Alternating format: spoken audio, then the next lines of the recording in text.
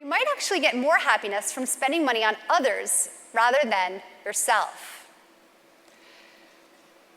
First tested this idea with my collaborators by going out on our beautiful campus at the University of British Columbia in Vancouver.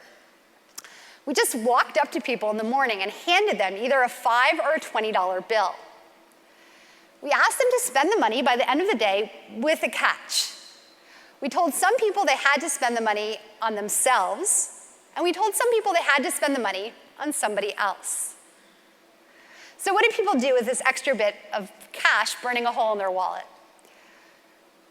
Well, when we told people to spend the money on themselves, these were mostly college undergraduates, they did things like buying makeup, jewelry, and lots of food and drinks for themselves. In contrast, when we told people to spend the money on somebody else, what we call pro-social spending, they still often headed to the food court, but now they bought food for friends.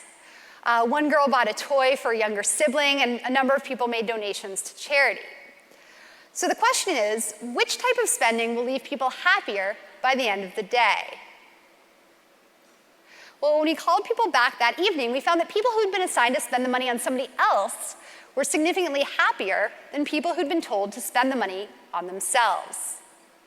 Of course, we conducted that initial experiment in Canada. We conducted other early work in the United States.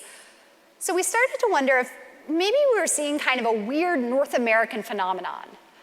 That is, we're fortunate to live in a time and a place where people enjoy a level of abundance that would have been hard to imagine throughout most of human history, and indeed throughout much of the world today. So we thought, okay, maybe this warm glow of giving is something we'd only see in places where people have a fair bit of disposable income. Then again, we thought it's possible that we're actually looking at a pretty fundamental component of human nature, in which case we might be able to detect this all over the world, even in places where people are struggling to meet their own basic needs.